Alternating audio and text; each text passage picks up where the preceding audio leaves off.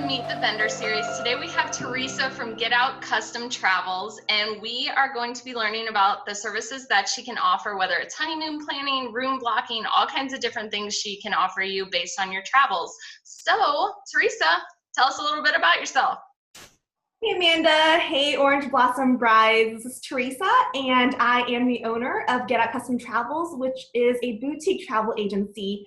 We specialize in custom itineraries, but we also work with cruising, anywhere from ocean cruising to river cruising, as well as all-inclusives and escorted tours.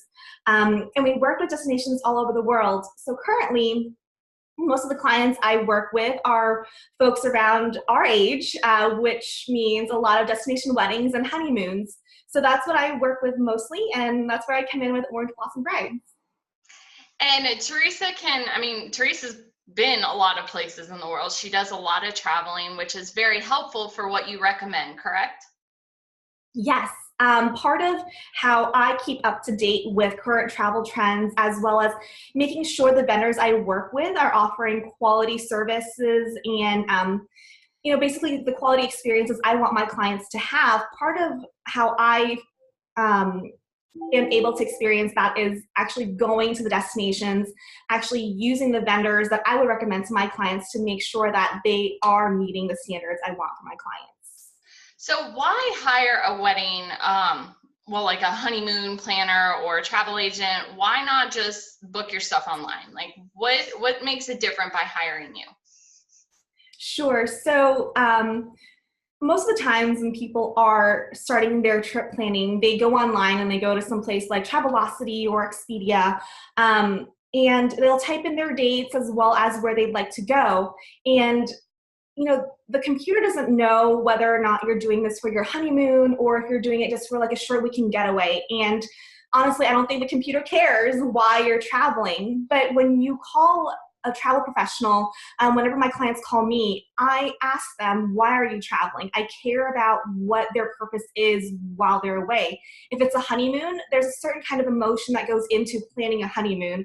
It's your first international trip or your first trip as husband and wife. And so that to me is really, really an important component to how I work with my clientele. So that is one reason why. And also, as a travel professional, I have access to vendors and experiences that is not generally available to the consumer who isn't in the industry. And I educate myself throughout the entire year, going to supplier trainings, going to conferences to find out the latest trends, what's new at each destination, as well as the newest cruise ships, for example, what new renovations have been done. So it's something that I do every day and something that I really love to share with my clients. Oftentimes people will call me after doing their own research. And, if you even Google, let's just say like, honeymoon in Italy, what's going to happen? You're going to be inundated with millions of results. And how do you determine what experience is right for you? So working with a travel professional can really help you cut through the noise of the Google results and help you really figure out what's the best vendor to use, what's the best experience to book based on your personal preferences. And saving time when you're planning a wedding is definitely a great thing. Yes, it really is. I can just say personally, when I was planning my wedding, I wasn't in the industry yet, and honeymoon planning was bottom of the list for me because, you're worried about the caterer, you're worrying about the guest list, seating charts, all those good things that require a lot of time and a lot of mental work, as I think it did for me. So with travel, it always helps to start planning a bit earlier. So for me, I didn't plan it until maybe like a month before I was planning on going on a honeymoon. And, that was an added level of stress that I wish I didn't have. So wedding planning in itself, great, you do your thing, but when it comes to honeymoon planning, it's an important trip for you to take. So don't leave that to the last minute. And if you do, I can still help you with a last minute honeymoon plan, because just recently I had a groom contact me the Monday after they got married. And you kind of knew that the groom was the one who was supposed to be planning the honeymoon all along, and he didn't do it earlier. So he called me on Monday and wanted to plan a Grecian honeymoon, you know, the Santorini and Mykonos with those views of the ocean and like the whitewashed walls. And he said, hey, this is what I need, and I need to leave in less than a month. So I was able to pull something together for them in less than 3 days, because it was just hard finding availability so close to the time for them to leave and also fit their budget. They had friends who had been there before, sent them their itinerary, and, you know, crowdsourcing from friends is great, but they don't know what your preferences are in traveling. So I was able to help them kind of narrow down the resorts that were best for them, that fit their budget, that fit their time frame. So that was a last minute honeymoon, but I don't recommend it. Plan early. Exactly. Disclaimer, asterisk. She does not recommend it, but if it happens, if you're already in that position, she can help you. Yes, exactly. So when it comes, you said honeymoon planning, and but you can also do things like room blocking, because as you know, Teresa lives in the area, so she grew up in the area as well, so she's very familiar. We are a tourist area, so what a lot of couples find when they invite out of town guests, they may get more invite or more attendance than they thought they would because they were out of town, because everybody makes it a vacation spot. So can you help their guest as well plan their vacation when they come down for the wedding? Yes, absolutely. And that's where I get a lot of clients from out of state. You know, people are like, where do your clients come from? Like, they come from as far as Nebraska. And they're like, how? And that's because they're coming into town for weddings. And because you're in Orlando, you want to take advantage of Disney and Universal. And a lot of these guests haven't had a vacation in years.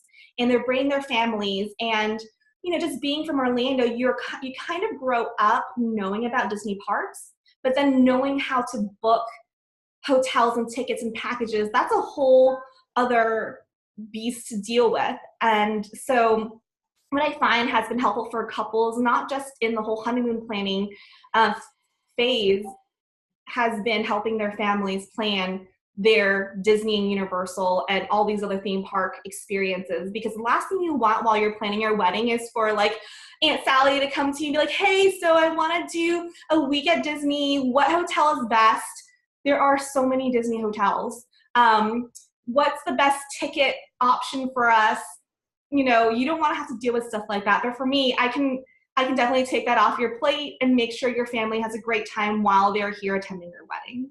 Exactly. You don't need wedding planning stress, honeymoon planning stress, and family vacation planning stress. Yeah.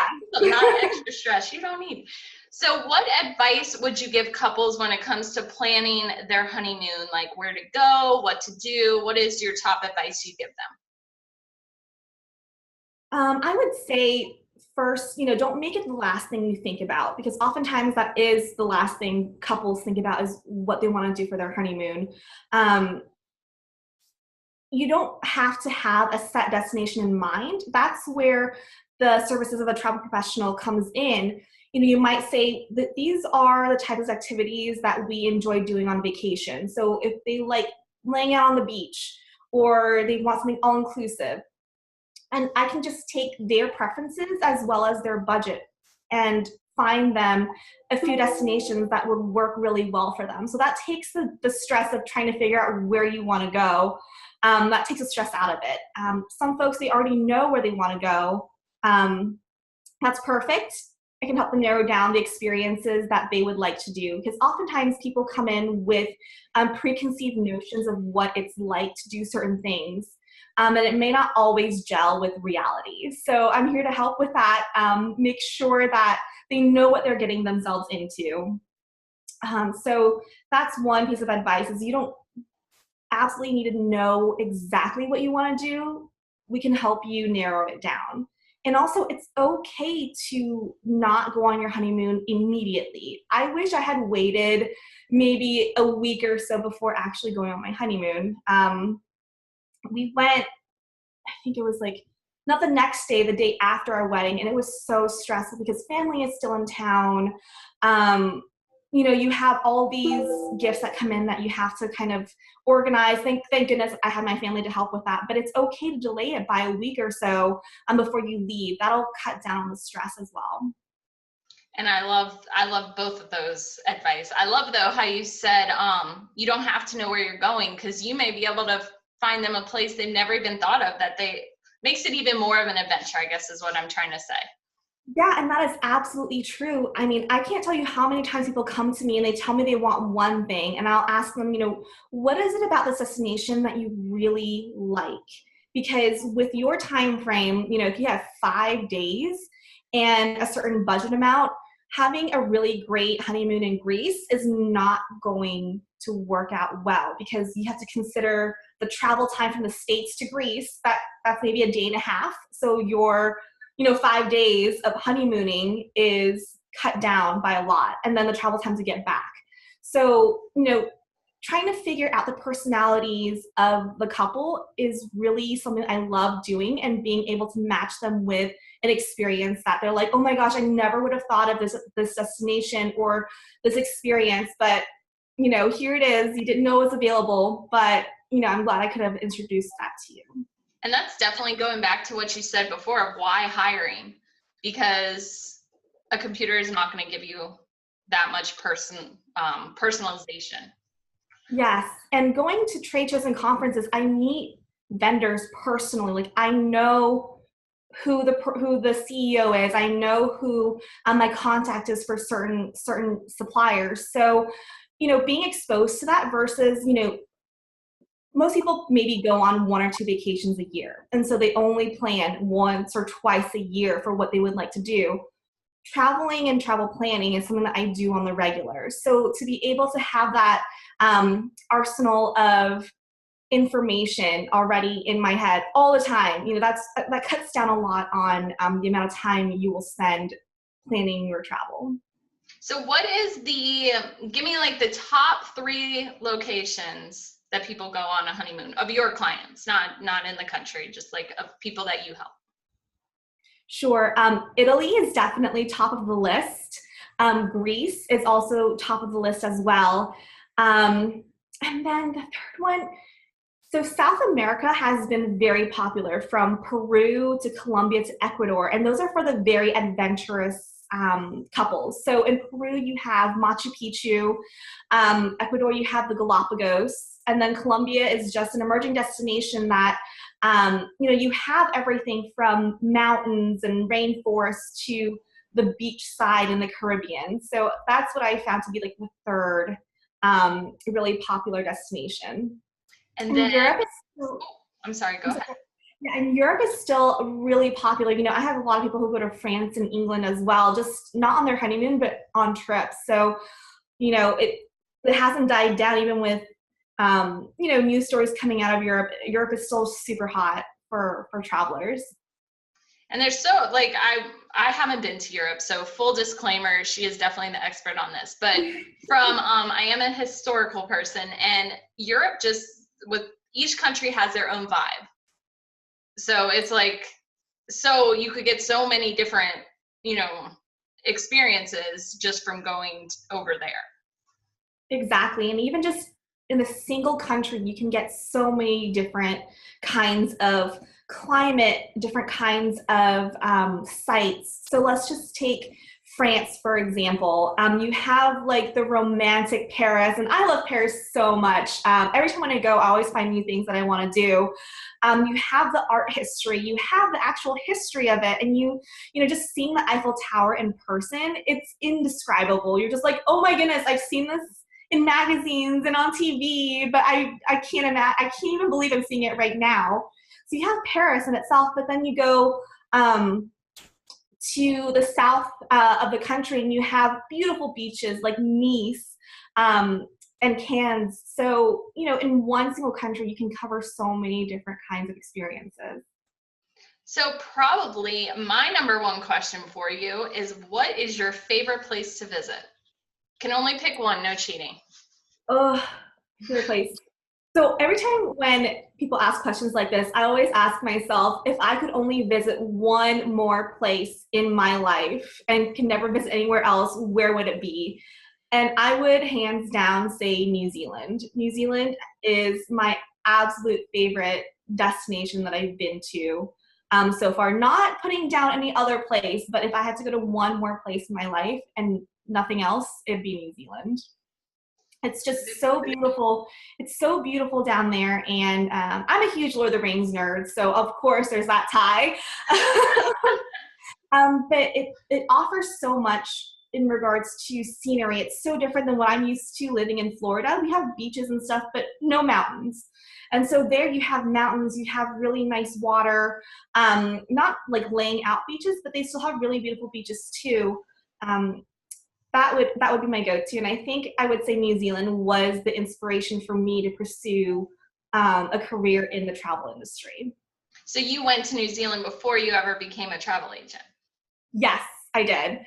I went there when I was a kid with my grandparents. I had shown my grandmother the Lord of the Rings movies, and she said, "Is this place real, or is it made on a computer?" And I said, "No, this is a real place. It's called New Zealand." And she said, "I want to go." So the next year we planned to go to New Zealand, and we went. And that was kind of the, I guess, the catalyst for me to start planning my own trip, because with going with adults and grandparents, you don't really get to pick what you want to do. So I just added to my list of things I wanted to do the next time I was there. And I was so fortunate to be able to go again before I was in the industry. And that was something that I did on my own. And I think planning that trip on my own made me realize how much of a passion I had for travel planning, and how I wanted to be able to share that itinerary with other people and have them be able to experience New Zealand the way that I did. That's awesome. And before we actually started this call, Teresa and I were talking a little bit, and we were talking about her trip. She had just gone to Ireland with her sister, and she actually hired a touring agency to take them along. So why did you guys choose to do that rather than you plan everything? Yeah, so I think one of the most beautiful things about the travel industry is that there are so many different ways to see the world, and you don't have to pick one or the other and stick to that. It just really depends on where you are in life, and it could change. So when I was younger and had more time, I loved to do things on my own. I wanted to plan every single day. I wanted to not have a schedule, have maybe a few things that were set, but for the most part, see things on my own, pick my own hotels. But after growing up and having a job and helping other folks plan their own travel, my time was very limited.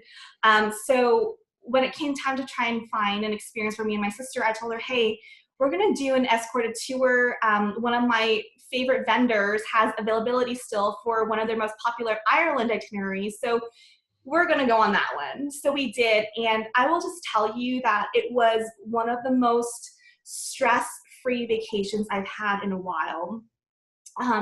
Your itinerary was set for the most part, but they also put in free time for you to do what you like to do. Your transportation was already taken care of. Your hotels were taken care of.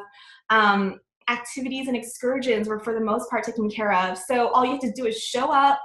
You get to your destination, you get off the bus, and you see what you want to see. You get a time to be back, and then that's it. That's all you have to worry about was, what photos do I want to take, or what do I want to eat for lunch today? So it was really nice not to have to worry about logistics.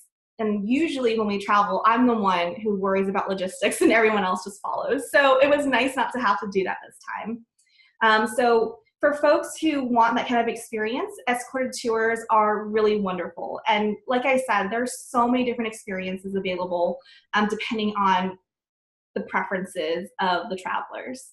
And what's nice is, like what Teresa just said before, was she has contacts with all these different people that you're not going to find in a Google search, or it may take you forever to find them in a Google search, and you won't know if they're good. And Teresa's maybe done them, or has that relationship with that company, which is awesome. So you can go on your honeymoon and enjoy it, just like Teresa just enjoyed Ireland, which you can see on her Instagram account if you would like, because it's amazing. Yeah. So